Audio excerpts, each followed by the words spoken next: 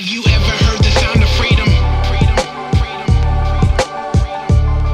Have you ever heard the sound of freedom? You're listening to The Flip Side with Noah Filipiak, connecting the reality of the gospel to the grit of life. You can support the podcast and pick up some sweet Flipside swag at www.patreon.com/Noah Filipiak. What is up, Flipaponami? Welcome to episode 88 of the Flipside podcast. There's a lot cooking over here in Flipside world. I'm very excited for today's episode with Crystal Renaud. I'm the author of Beyond the Battle. We talk quite a bit on the podcast about sexual sin, pornography, sexual temptation, sexual integrity, sexual purity, whatever kind of words that you want to use for it. And I've noticed that when we have these conversations, for me, obviously as a guy, I'm working with men through these issues. I'm also a pastor, though, and I pastor men and women. And I've gotten the chance to speak recently at some youth groups in the area, talking to obviously men and women. And more women are struggling with pornography. And Crystal and SheRecovery.com have a really great ministry for women who are struggling. And that's what we're going to talk about in today's conversation. I do want to let you know, if you're driving around listening to the podcast in the car or whatever it may be, if you have kids with you, there's going to be some mature level words used and mature level conversation happening. So I would encourage you to not listen to this episode with kids around. So I will read you Crystal's bio here in a moment. A couple of quick Flipside world things that are exciting. I've been working for a while to turn Beyond Ministries into a 501c3. So Beyond Ministries, we do groups. You can go to beyondthebattle.net. If you're a guy, you can sign up for a group. And we go through 7 weeks through the book Beyond the Battle, giving you tools to overcome sexual sin. And then you jump into an alumni community. The alumni community has been awesome. It is a huge part of my own personal community, my own personal accountability, and some of my deepest friendships. The alumni community is free. Anybody that goes through the 7-week Beyond the Battle group jumps into one. It's becoming a big part of my ministry. And I know a lot of alumni guys are listening to this as well. So this is the first time I've really publicly announced that I have turned Beyond Ministries into a 501c3 nonprofit.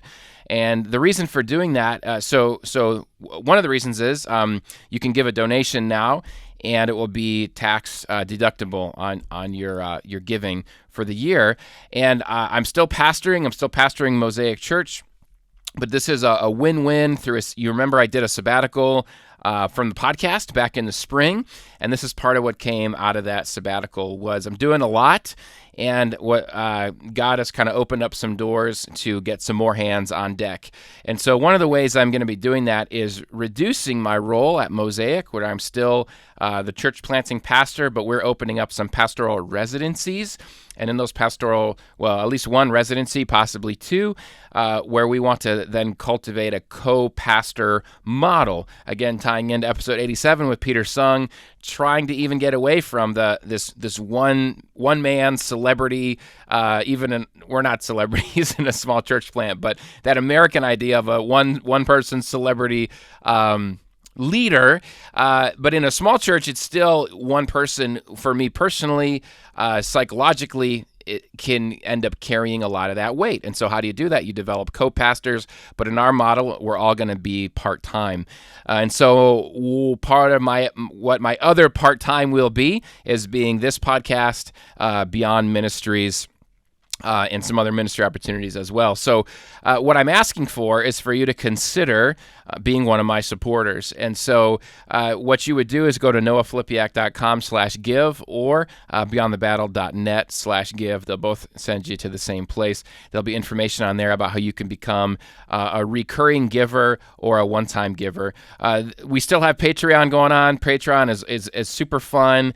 And we're going to do both. Basically, Patreon is if you want to be a small supporter of the podcast, you can give $3, $5, $10 a month.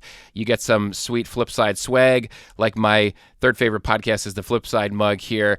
And that's a great way to support the podcast. What I'm asking for this Beyond Ministries, the 501c3, would be larger monthly commitments of saying, I believe in the ministry of Beyond the Battle. I believe in the ministry of really what Noah is doing, what I'm doing with my writing, the future books. I'm working right now on a teen edition of Beyond the Battle, a teen edition that will be for both young men and young women. Continuing to invest in the alumni group and being a resource hub to be a resource to send you places like sherecovery.com for women and things like that. So if that's something that you get excited about and say, yes, I want to see more of that, I want to make it possible that Noah could go part-time at the church and doing this stuff part-time. Again, noahflipiak.com/give or beyondthebattle.net/give is your place to do that. I encourage you to jump on Patreon as well, patreon.com/noahflipiak. It's a fun way to support the podcast.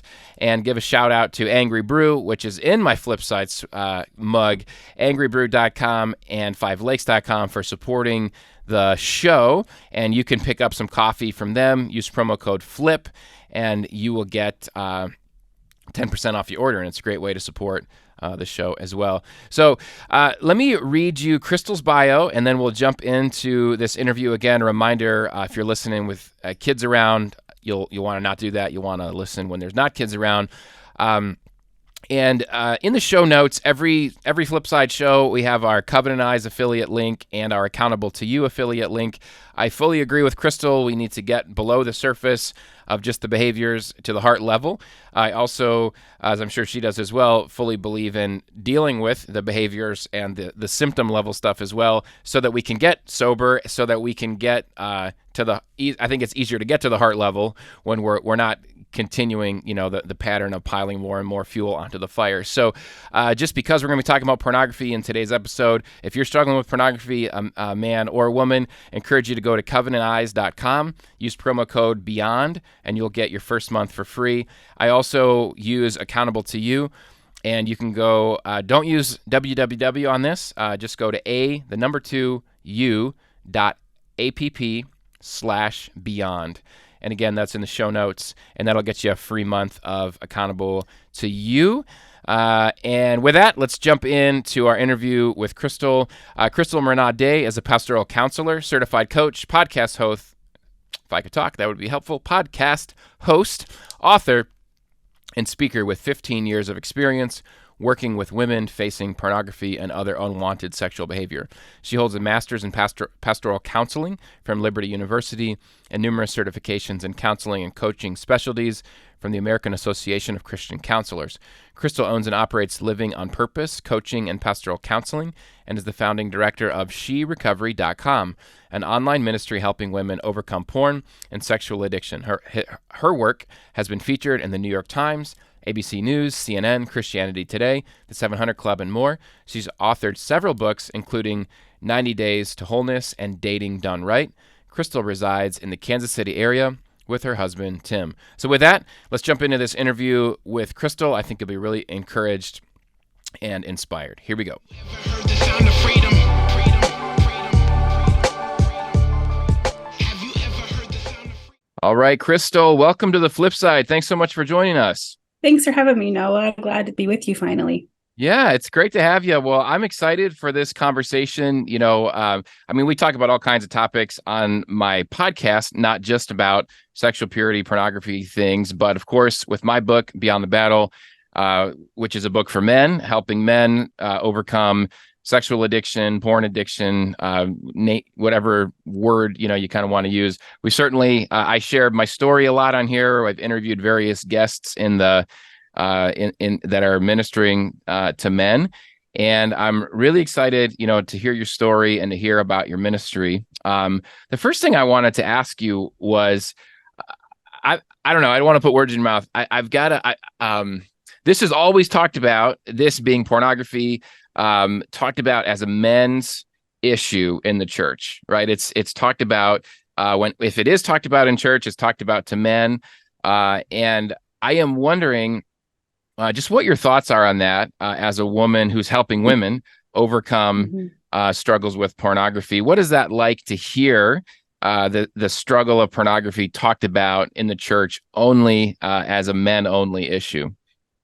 It's always been my experience that that's been the general narrative, is that it's a men's issue, especially within the church, before walls of the church.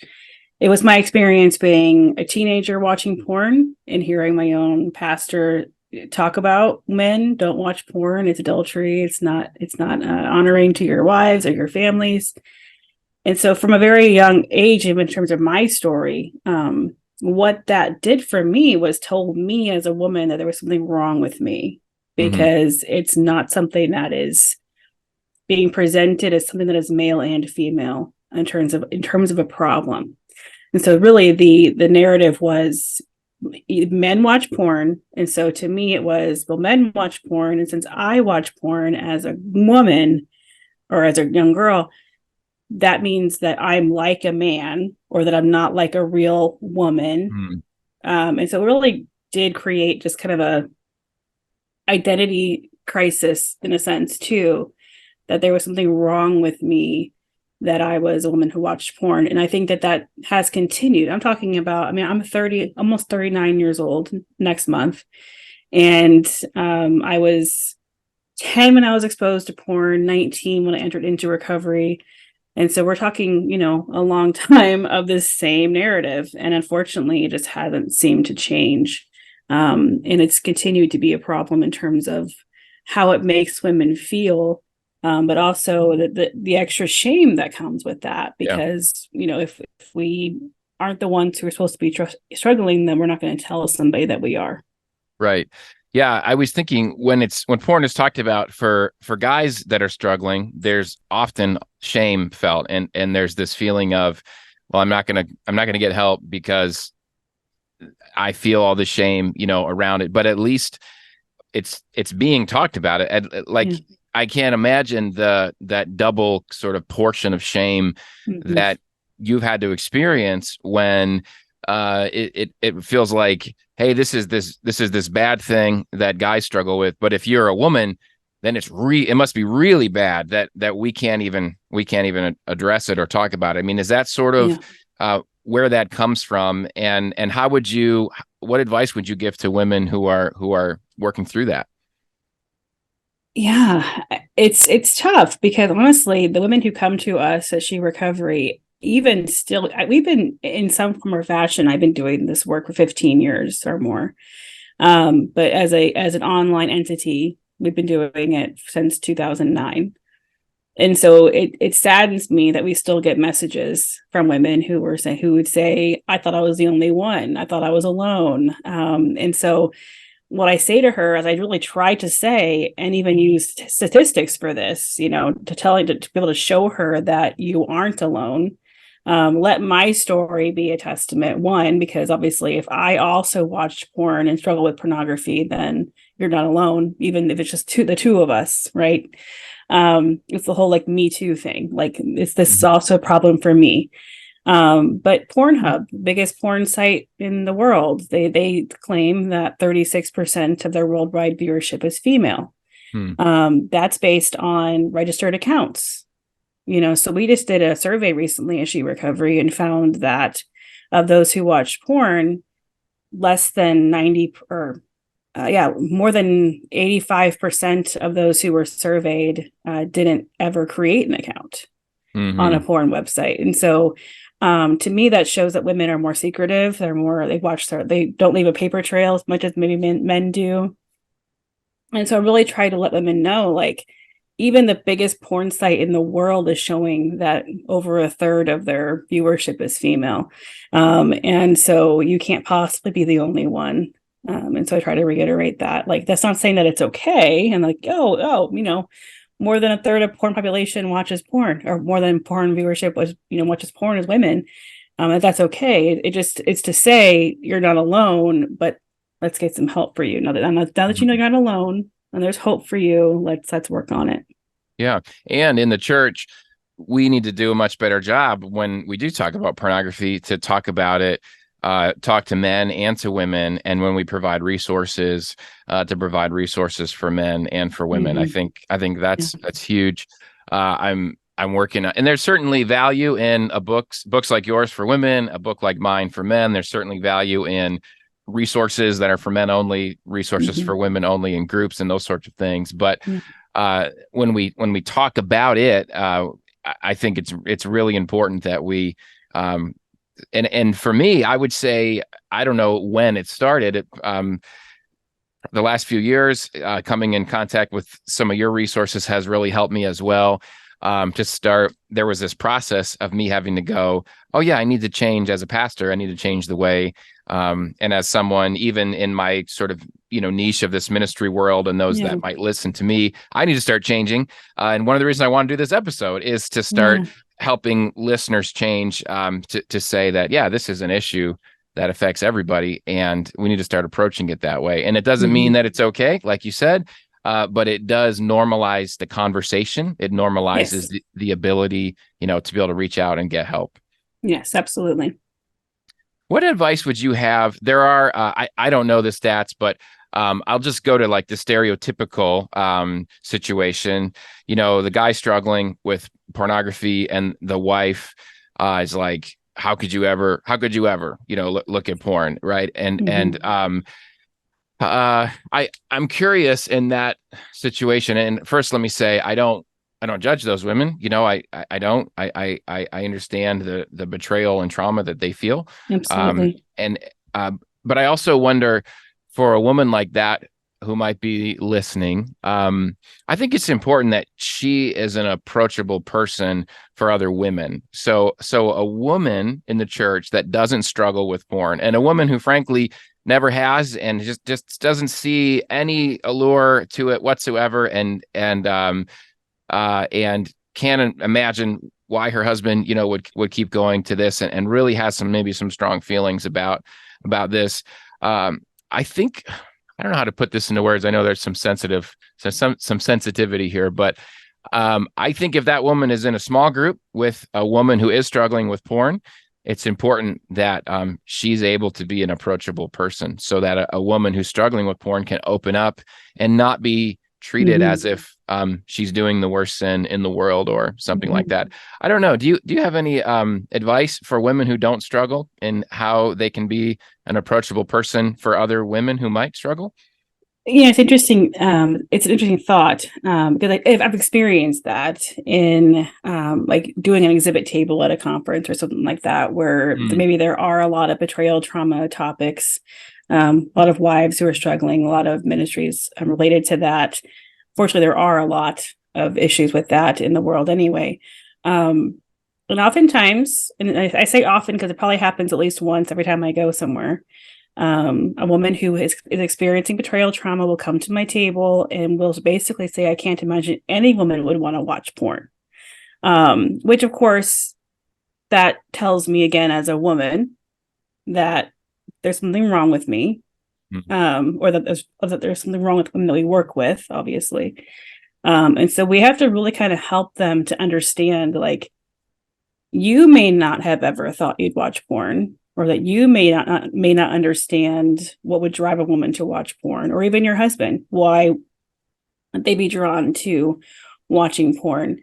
But you may have another sin in your life that maybe I would never consider, that maybe I would never imagine doing, or you've experienced things in your life that I would never have done. So we have to think about it in terms of like every sin, it really in the eyes of God is the same. The consequences are different. We know that sexual sin has great consequences. Murder is a great consequence mhm. to murder, all of these things. But that God sees sin as sin, and it's all been covered by the blood of Christ. And so we can't look at someone's sin and say, I can't imagine ever doing that, or why anybody would ever want to do that. We really have to look at everyone's sin with a greater sense of grace, because obviously we have a ministry, we're doing what we want to do to help women with this. Those who we are working with are coming to us in repentance. They're coming to us with a desire to change. Yeah. And so I think that if they're coming to you, you need to be somebody that they can come to in repentance and experience grace and not judgment. It's not to say that their behavior is okay. Again, going back to that other conversation, you want to direct them towards resources that will help them to overcome, but you yourself cannot allow your pain, the experience that you've had, and as a betrayed spouse, to cloud your ability to show grace to others who may be struggling. And I think that's what I see a lot is the deep pain, which I'm not discounting that. I'm not negating the pain. Honestly, even as a former addict myself, if I found out my husband was watching porn, that would wreck me. So I understand that is a terribly painful experience to have that feeling, to have that betrayal happen. But I've had other sins done against me in my life that weren't related to porn, but I've been sinned against by people, and I can't judge or punish other people for the sins of others. I think it's really important that we really have to try to disconnect our pain and our experience from the experience of others, because that woman in your group had nothing to do with what's happened with your husband. And just because you can't personally relate to that sin doesn't mean you might not find yourself in that sin later. I never expected to be a porn addict when I was 10 years old. Yeah.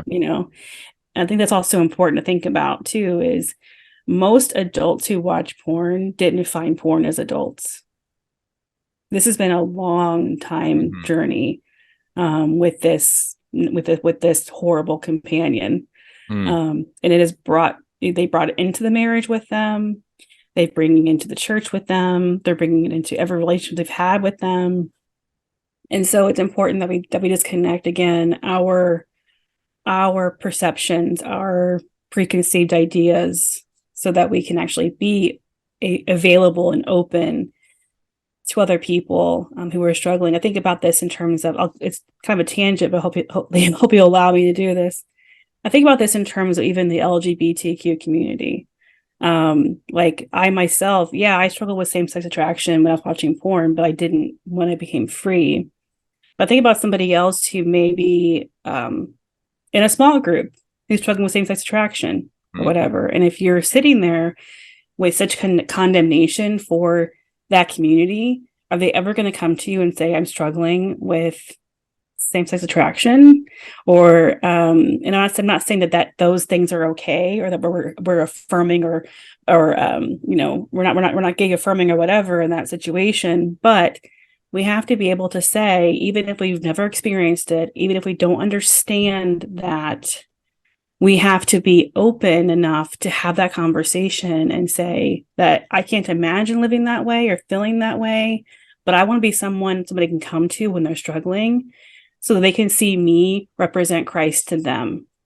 Because Christ wouldn't have just been like, I can't imagine someone sitting like that and not being available to them. He would correct them and he would say, that's not the way, but there's grace in that. Like that tension of knowing it's wrong and still experiencing that. It's a deep tension. That's what sin is. But we have to be able to be vulnerable and open with people no matter what they're struggling with. Yeah, that's really helpful. I think it's a helpful analogy too, because there's when the most judgmentalism comes in the church, it's typically when it's a sin that I don't struggle with. So, I'm not going to really talk a lot about the sins I struggle with, but I will go crazy, preaching against the sins that I just don't struggle with, that just don't have an appeal to me. Yeah. And we see that with LGBTQ sexuality all the time. And I could see that being helpful as an analogy for somebody that doesn't struggle with porn, but who, and I feel like, and this could just be my observation of culture, but it feels like as our culture gets more and more, it's already gotten, as the internet, smartphones, as these have become just prevalent everywhere, and kids are getting smartphones in elementary school, they're getting exposed to pornography at much younger ages. it's just a very different, we live in a very different world Yeah. than we did when it comes to pornography, than we did, 40, 50 years ago. I don't know. I'm trying to think of what like the heyday of Playboy magazine would have been or something back in the 60s or 60s, 70s. 70s. Yeah. Yeah, these would have been like men's magazines. That's what they were called, Mhm. and they were targeted to men, they were marketed to men. And so I could see back then going, this is only a men's issue, Mhm. and that kind of thing. And not to say that it would have been only a men's issue back then, but I think 2023 and moving forward, the statistics are just climbing higher and higher and higher when it comes to women, young adult women, just probably children as well that are getting exposed to pornography Mhm. at just unprecedented rates than we've ever seen before. And I feel like the church, if you're someone who's been able to dodge that, praise God. I mean, praise God that you were able Mhm. to dodge like Mhm. the influence of porn finding you Yeah. in your life. But to realize that the landscape of humanity and the landscape of the church has changed, and that we have to be a place of empathy. We have to be a place of empathy, even if it's a sin we don't struggle with, right? So Mhm. I think what you're doing is really important because it helps shed light on that, certainly to guys and to pastors, but I hope also to fellow women who can, because that's where, you think about men's ministries in churches, women's ministries in churches. This is going to be where a woman is going to feel the most comfortable coming to a leader saying, hey, I'm Yeah. struggling with porn. It's probably not going to be in her mixed, both gender small group Mhm. that comes out. So Mhm. yeah. Well, I'm wondering if you could, you've shared some of your story a little bit throughout the interview. If you could kind of, I was thinking of leading with this, but I thought I'd ask a couple questions first. But could you kind of just share your story about your testimony, I guess, if you want to call it that, of struggling with pornography, and then how you were able to overcome it, and then maybe even what led you to start the ministry that you're doing now. Yeah. As I said before, I was exposed to porn at the age of 10 years old. I used to say I found porn when I was 10 years old. But I realized that's kind of the wrong way of saying that. When you're 10 years old, you really don't have the cognitive ability to like make good decisions, right? So certain situations, certain things were allowed me to be exposed to porn in my household. And so I was exposed to porn at the age of 10, and it was my older brother's magazine, who even he was too young for, but he had it in the home. And I found it in his bathroom one day after school. Talking about magazines, Playboy in many ways was pretty mild and still is, in terms of what you're actually seeing on paper. Actually looking at, obviously they have a whole channel now, so obviously there's more stuff going on with Playboy now. But at the time, Playboy was pretty mild. This particular magazine was a different type. It was not a Playboy magazine; it was a different brand. I won't name it because it's very graphic, but um, it was not just centerfold models. This was actual sexual acts on paper, penetration, all of that. Pardon my language if that triggers anybody. But that, so it was not just me seeing naked women on a page. This was men and women in different groups and scenarios in this magazine. And so it was like incredibly shocking, especially to my 10-year-old heart, mind, eyes, all of that. At that point, I hadn't really even been told much about sex from a parent, and so this was my sexual education. Was Mm. this magazine that was extremely graphic sexually? Um, and I don't know why exactly. And obviously, thinking back to almost 30 years ago, it's hard to really think about what that 10-year-old was thinking. But she was intrigued. She was excited by it. She was also a little scared of it. But that intrigue, that curiosity just overshadowed any sort of fear or feelings of this is not for me. I shouldn't be doing this. And I just continued to just consume this magazine. Every page, just page after page after page. And I can still remember those images almost 30 years later, because they were so shocking to me as a 10-year-old girl. And that I could have obviously made a better choice that day. I could have put it away. I could have told my parents what I had found. But I think for the first time in my life, I actually felt shame. Not just I'm in trouble shame, but like something's wrong with me shame. Because there was a part of me that liked it. There was a part of me that was intrigued by it, that it excited me in a way that I had never felt before. I've often said that my first love was food, that I was kind of a binge eater as a child. I really ate my feelings when I was young. And part of that was feeling isolated, feeling rejection, feeling a little bit of abandonment in my household with my dad traveling full time. My mom had clinical depression. And so I was alone a lot, even though I had brothers. They weren't home very much at all. And I was home alone a lot. And so I think for me, when I found porn that day, when I was 10 years old, it was like a brand new opportunity for escape, a brand new opportunity to feel better, to feel good. Obviously at 10 years old, I didn't know that. I didn't know that's why I was engaging in this. That came later through counseling and therapy. But I engaged in that magazine on a nearly daily basis until one day it wasn't there anymore. Thinking about it in terms of like how long was that, I don't remember. It was it all kind of bleeds together, but certainly it was probably a good year and a half probably of different magazines that would be kind of coming in and out of there. But when it was no longer there, it was like a big deal. Like I was like, oh, well, I can't, where can I find this again? And I scoured his bedroom, I scoured the bathroom, I scoured my entire house trying to find material like this, which ultimately led me to my dad's movie cabinet, which he didn't have porn, but he had R-rated movies with sexual content. So I would just like put those into the VCR. You don't even know what a VCR is anymore. Put those in there. Fast forward to scenes that had nudity or sex, anything that would kind of give me that same kind of feeling, same satisfaction, same high. Eventually, we got a computer in the home. It was dial-up internet, but it worked just like the internet does today.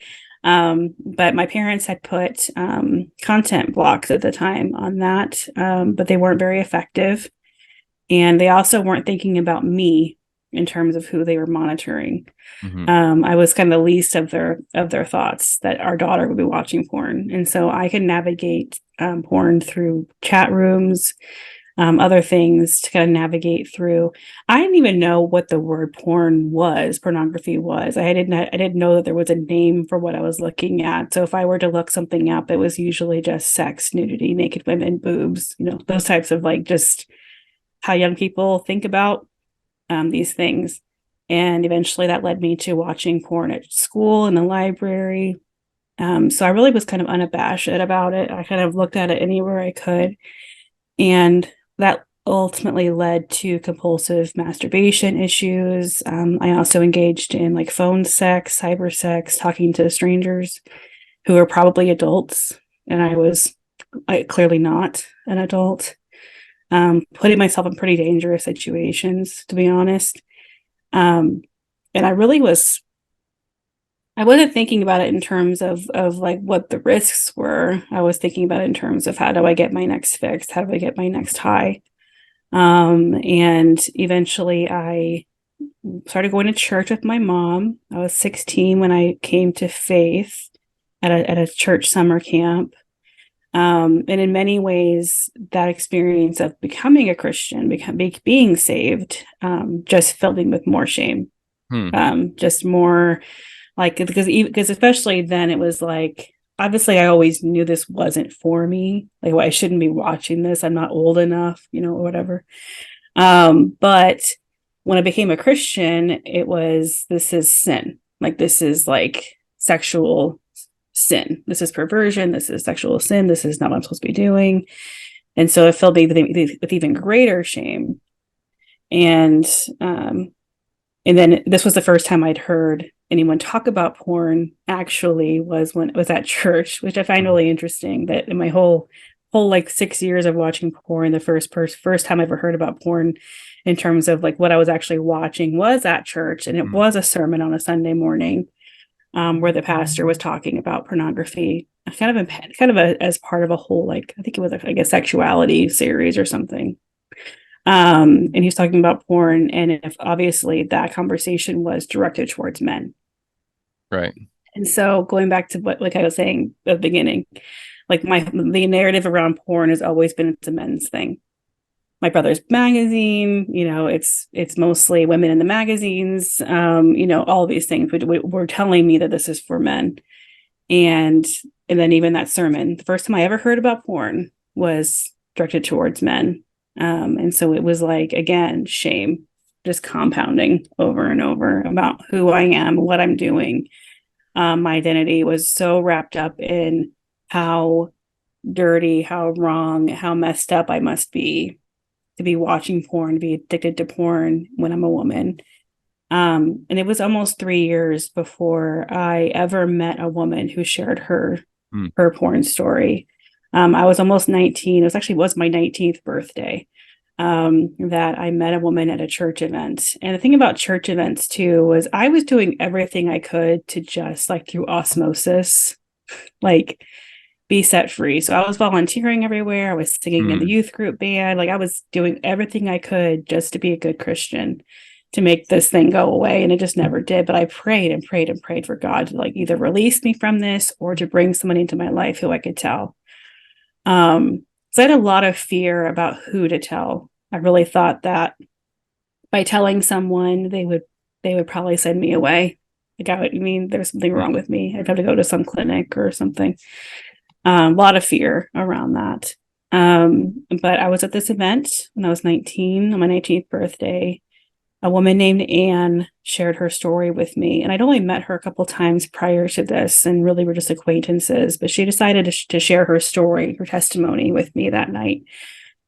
And part of her testimony was that when in high school she had been really struggling with porn, but that she had gotten free, but she was starting to wrestle with it again, and it was kind of one of those situations where I didn't know if she somehow knew about me. Like, did she, somehow see something, know something?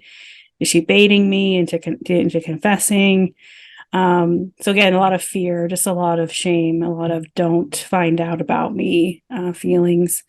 But then I realized this may be my opportunity to really like come clean, to really be able to share for the first time in like 9 years that I was struggling with porn. And so instead of kind of running away and not telling her anything, I just said, me too.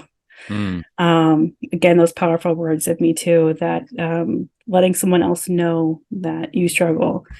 And so, of course, she was shocked. We talk about it since then. We're still friends, that it was such a divine encounter to be able to even have for her to have the courage to share that with me, but then for me to be able to say me too to her, it was just very divine. And I was able to kind of, through her encouragement, go to counseling, go to therapy, work on the deeper issues beyond under the behavior, and to use her for accountability for a while. And ultimately that led to just freedom. No longer in bondage to porn, but to be set free. And so 19, 20, 21 probably is my recovery period of life. Ebbs and flows, ups and downs with that. And then really began just to feel set free, where it was become a non-issue by the time I was 22. I hadn't talked to anybody about it other than her and my counselor. And kind of was going to be set with that. Like, I'm like, okay, that's good. I don't need to tell anybody else about my story. I was on church staff, found myself on church staff doing graphic design. And our pastor had an affair. Really come out that he'd been having a long-term affair. Same pastor who was talking about porn all those years ago. Had been having a long-term affair with another staff member. And this was 2006. And I was 23, 24. I don't even remember now. But 2006, and it was really the catalytic event for me. One, that other people struggle with sexual sin. Christians struggle with sexual sin. Even those who you think have it all together, like a pastor, struggle with sexual sin. And I really felt the Holy Spirit leading me to begin sharing my story, because I had been through something. I'd overcome something through the Holy Spirit and through surrendering to the Lord and really healing. And I needed to share it with others.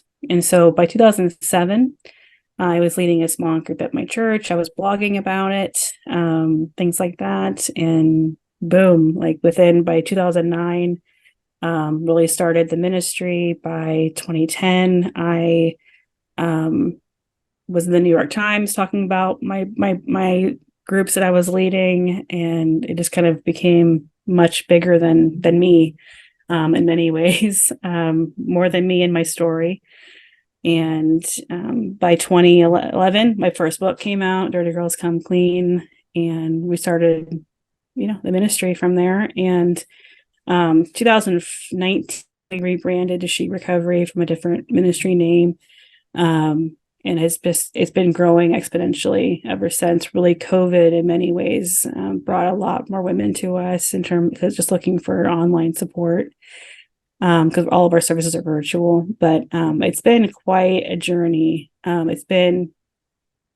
many years, it was a valley journey, very deep in the valley, and not really feeling like I was, again, the only one doing this stuff. But we're seeing more and more women stepping up, talking about their stories, providing safe spaces for recovery.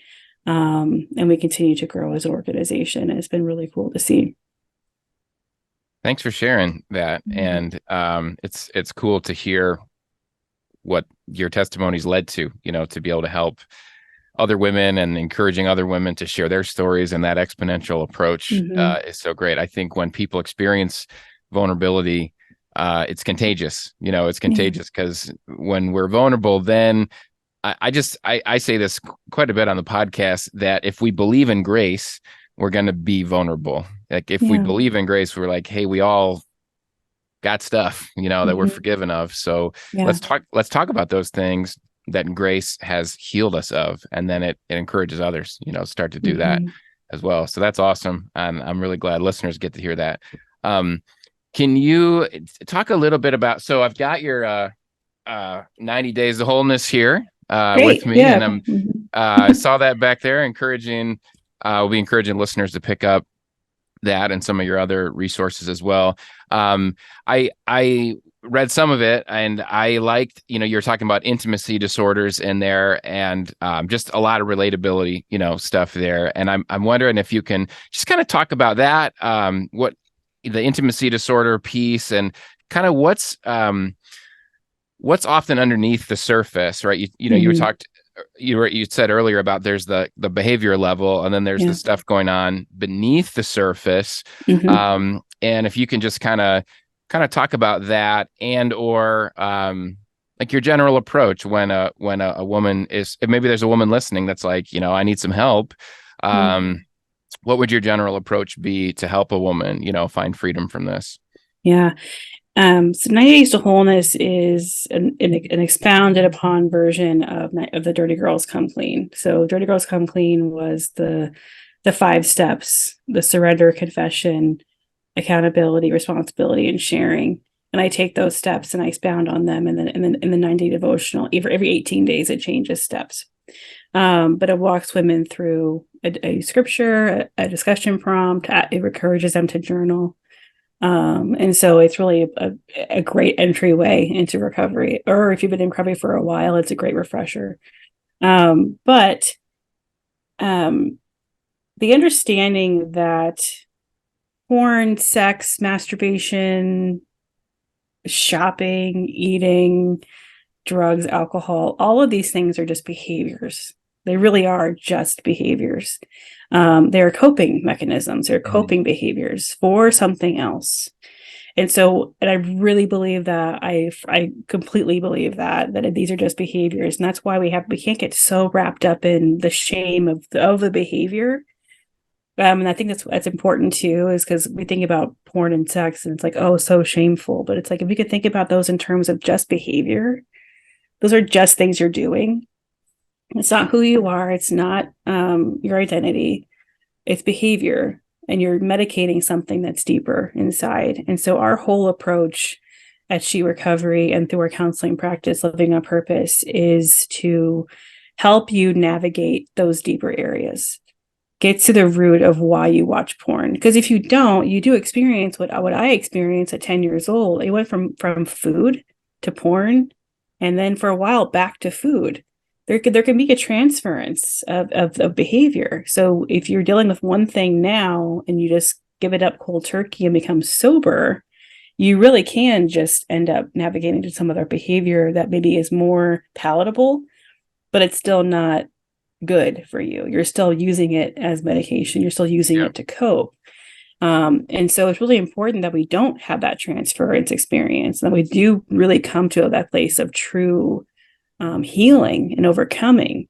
And I always say, recovery looks like progress, and it's not about perfection, but it's about progress. And if you can get to that point where you can get to a place where you are sober, it's obviously easier to deal with what's underneath that.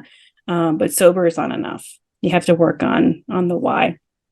And so that really is our approach. We have counselors and coaches on our team who are available to provide virtual services. We do walk women through those deeper issues, helping them navigate what's going on. Oftentimes it's trauma. Oftentimes it's abandonment issues. It's rejection issues. It's some fatherlessness or difficulty with parents. Just things like that have caused them to kind of replace intimate relationship, so intimacy, with kind of this false sense of intimacy through porn or masturbation or sex in some cases. And so understanding that this is an intimacy disorder is really important. That looks different for everyone in terms of what does that mean? What does that look like? And so again, talking about, there could be abandonment, it could be rejection, it could be a parent issue. But it's basically about having an unhealthy intimacy, or a disordered intimacy, where you haven't learned how to navigate relationships or to experience love or to experience affection in a healthy way. And so you've replaced healthy affection, healthy intimacy, healthy attention, healthy affirmation with what porn and masturbation have offered you. And again, I can look at a lot of people, even men, and say, when did this start for you? And maybe it wasn't porn is how it started, but other issues that you were using to cope. And so it could be food, nail biting, could be collecting, playing a certain, like gaming, all kinds of things that came first and then became the porn problem later. And so I often try to look for that first and say, when did your coping begin? And what did it look like? It's oftentimes it wasn't porn. Sometimes it is masturbation because you were sexually abused and things like that. So you were using masturbation early on as a way to cope with what happened to you and understand what happened to you. But there's always a deeper reason for why you're using porn. And so I try to navigate to the very beginning, because we have to go to the past to get to where we want to get to in the future, and deal with that and get to the heart of it. So if someone goes to sherecovery.com, as I'm looking at it, there's looks like there's chances for one-on-one counseling. There's also some weekly group meetings. Is that right? There's times of prayer, things like that. If someone's looking for community around this, accountability around this, is that something that they can find at She Recovery? Yeah, we actually have meetings every day of the week over Zoom at various times. We're available from wherever you are around the world for our virtual meetings. We call it our membership. And so you're able to attend unlimited meetings. You get to be part of our chat communities on our app, and things like that. We also have our weekly prayer night. We have a prayer meeting every week as well. I kind of look at our approach or our offerings as kind of a 3 steps. And the first step might be that you just join our Facebook group, which is really just kind of sticking your toe into recovery, seeing other women who are struggling, because there's like almost 1,000 women in that group. So there's lots of women there who are talking about their struggle. And so it's a way to kind of like just kind of get just your first step into recovery or into the understanding you're not alone. And then the second step would be hopefully you join our membership and you join a meeting, because that's going to be like going kind of waist deep into recovery. You're going to be in a smaller group of women. You're going to be engaging with them. You're going to get accountability and support and prayer. All of our group leaders are either counselors or certified coaches, or who have been in long-term recovery. So these are women who have been where you are. They have the skill set to walk you through this stuff. They're not therapeutic. They're not therapy or counseling, but they are a way to kind of dive into recovery, and receive that greater intimacy with other women who are struggling. But then what we hope happens is that by doing our membership, and you don't have to go in this order, obviously, but what hopefully happens is by engaging in those meetings, you start to understand that, again, this is not just a behavioral issue. There's more going on. And so we hope that you will jump like all in and talk with one of our coaches and counselors and really dig into the why under the behavior. Yeah. Well, thank you, Crystal. This has been super helpful. And I love having a resource like yours as my go-to resource for women that are struggling. I get asked a fair amount because of the talks that I'm doing. And I always try to give both. And so I just really appreciate what you're doing. But before I let you go, is there any just kind of last words that you'd like to share with listeners who are listening to this episode? Yeah. I mean, who's your primary audience? I'd love to just kind of talk to them. Yeah, good question. I don't know. I mean, I think that I think there's a decent amount of guys listening, right, from my Beyond the Battle stuff and some of our Beyond the Battle alumni that are listening, guys that are struggling or on their recovery journey with porn. I know, but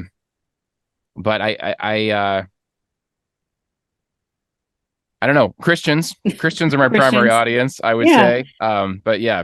Yeah, I'm going to speak to the guys who are listening, because I always say that in terms of this movement of women in recovery, I always say that men can be our greatest advocates, because they're the ones who are hearing the sermons. They are the ones who are giving the sermons. They are the ones who are in recovery potentially, and maybe navigating that in a way that they would be able to say, this isn't just a men's issue, and they can start to advocate for us on our behalf. It seems like women have been talking about this for a really long time. At least I have, for 15 plus years.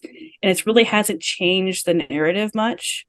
And I do think it's going to take men kind of advocating on our behalf to say, it's not just us, it's women too, to be able to really get a movement going, to really push through this barrier, especially within the church, to be able to get the help that women need.